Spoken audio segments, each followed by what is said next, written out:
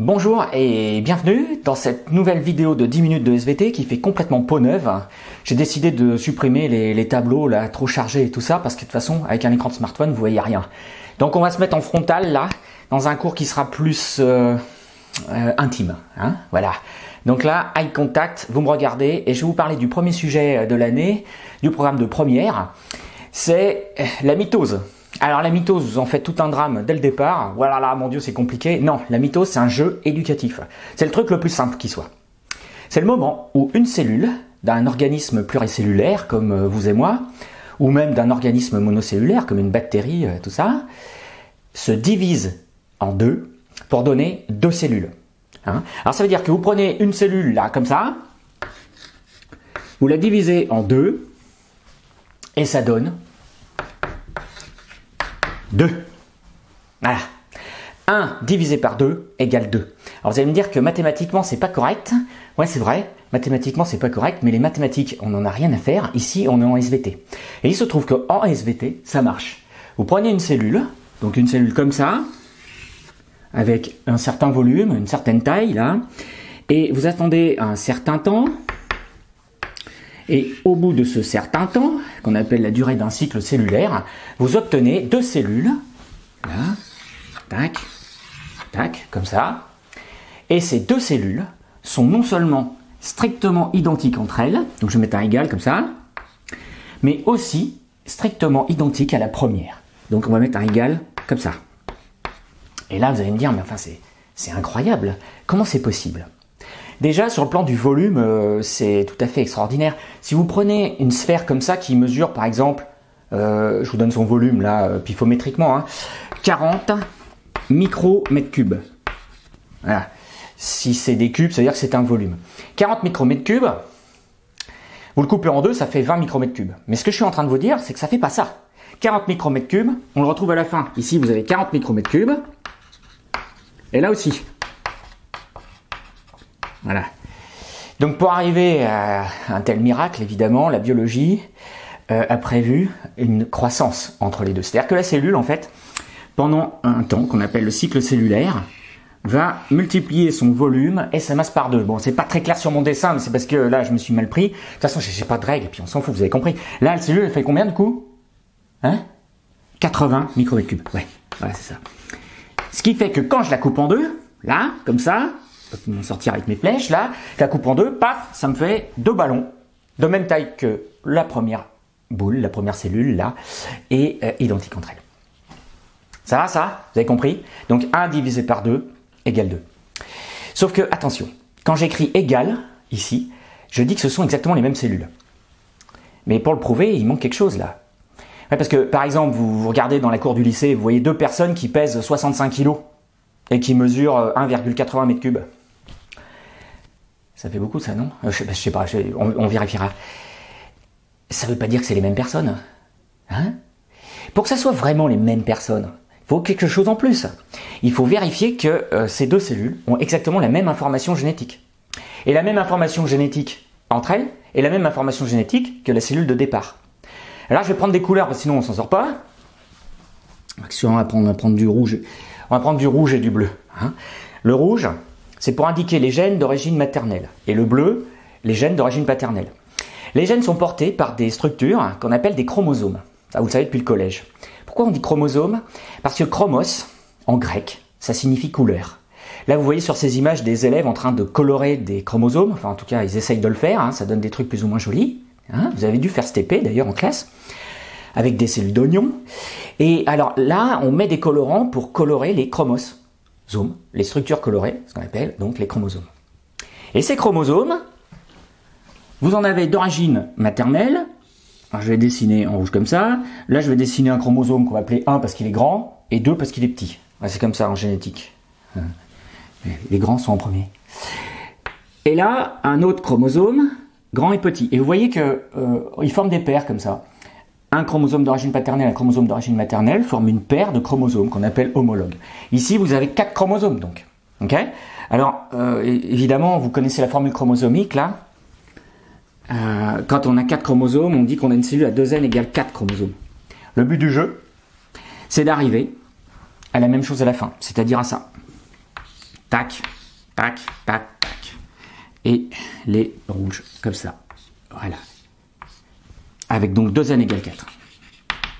Partout. Si on a ça, alors c'est bien une réplication conforme, c'est bien une division qui amène à multiplier le nombre de cellules par 2. Ce qui est au fait la base du vivant. Hein. Le vivant, c'est une capacité à se reproduire. Bon, je vais prendre mon éponge, vous restez là, et je vais vous montrer comment, sur le plan chromosomique, on passe de l'un à l'autre. C'est parti. Voilà, alors je vous ai représenté la mitose dans un schéma qui peut fonctionner pour une copie de bac ou un DS. Si vous faites un dessin comme ça, vous êtes parfait. Il faut le légender, bien sûr. Hein. Alors, ça se passe dans ce sens-là. Gauche à droite, ensuite on descend et on tourne comme ça. Hein, c'est-à-dire qu'on a une forme en cycle, c'est-à-dire en cercle. La première phase s'appelle prophase, parce que c'est la première. Okay, et dans cette première phase qu'on voit apparaître dans le noyau, que j'ai représenté en jaune là, ce sont ces chromosomes, mais alors attention, ces chromosomes sont doubles. Ouais, c'est ça, en fait, qui est extraordinaire. Quand on commence une mitose, comme vous le voyez là sur l'image là, les chromosomes ont 2 jambes. On dit que ce sont des chromosomes doubles à 2 chromatides. Ces 2 chromatides, donc c'est ces 2 bâtons là, comme ça, ils sont reliés par un centromère, c'est-à-dire une zone centrale, là. Donc ça, c'est un chromosome double d'origine paternelle et d'origine maternelle, donc vous avez une paire de chromosomes homologues. Quel est le nombre de chromosomes dans la cellule ici? Ben, c'est 4 chromosomes. 1, 2, 3, 4. Ils sont doubles, d'accord, mais n'empêche que le nombre, c'est toujours le même, c'est... Ça, vous ne voyez pas sur la caméra. 2n égale 4. Ça, c'est la prophase. Donc, c'est l'étape 1. Ce qui se passe ensuite, c'est que le noyau disparaît. Il est détruit pour que les chromosomes puissent se déplacer. Mais attention, les chromosomes ne se déplacent pas dans une sorte de lac. Hein, ça, c'est un peu comme ça que vous imaginez une cellule. Un lac avec des structures dedans. Non, non, non, pas du tout. À l'intérieur d'une cellule, il n'y a pas d'eau libre. Toute l'eau, elle est fixée sur des réseaux de protéines, un cytosquelette, sur des organites et tout ça. Il y a en particulier une structure qui se forme au moment de la mitose, c'est ces fibres d'actine, là, des filaments, donc de protéines, okay, qui s'assemblent et qui vont relier chaque centromère, là, à un pôle de la cellule. Ça c'est un pôle et ça c'est l'autre pôle. On appelle ça, là, un fuseau mitotique. Alors qu'est-ce que c'est que cette histoire de fuseau? Pourquoi on vous parle de fuseau, là? On vous en parle tout le temps et on vous dit jamais ce que c'est. Hein. Eh bien, regardez. Imaginez qu'une cellule, c'est comme un globe terrestre. Comme ça. Vous avez un pôle nord, un pôle sud et un équateur là, ici. Et ce qui relie tout ça, ce sont des lignes imaginaires qu'on appelle des méridiens. Et imaginez que vous faites un grand voyage, hein, le rêve, c'est fini, c'est plus la rentrée scolaire là. Vous partez de Tarascon et vous allez à New York. Vous allez franchir des fuseaux horaires. Okay, ben voilà pourquoi on appelle ça le fuseau mitotique. C'est parce que en fait c'est comme un réseau de méridiens si vous voulez. Et ça relie l'équateur au pôle. Donc ici vous avez un équateur imaginaire et là vous avez des pôles imaginaires. Okay, au tout début là, de la division, les chromosomes vont se regrouper au niveau du milieu de la cellule, au niveau donc de l'équateur. D'accord? Et c'est pour ça qu'on appelle ça, milieu en grec, c'est méta, c'est la métaphase. Voilà. À la phase d'après, les chromosomes se séparent, c'est-à-dire qu'il y a clivage des centromères. Cliver, pouf, c'est quand ça casse. Chaque chromatide se sépare et va migrer vers un pôle de la cellule. Alors le pôle en grec, je ne sais pas comment on le dit. Mais par contre, en haut, c'est ana. Alors là, ça se voit pas parce que mon dessin, je l'ai fait de côté, parce que comme ça, sinon vous tournez votre smartphone, vous l'aurez. Hein. Ça, c'est en haut, en grec. Et donc là, c'est en bas, mais ça... Enfin, on s'en fout. Hein. On appelle ça anaphase. Voilà. Et c'est à ce moment-là que la magie se produit. Parce que vous avez répartition en 2 lots identiques de chromosomes.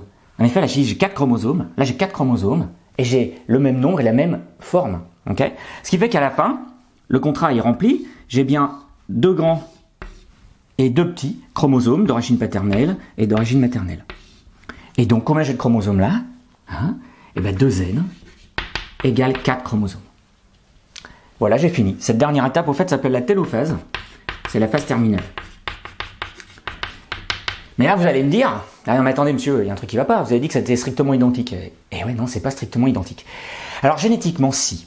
Parce qu'il se trouve que ces 2 chromatides-là, pour chaque chromosome, c'est exactement les mêmes. On appelle ça des chromatides sœurs ou chromatides identiques.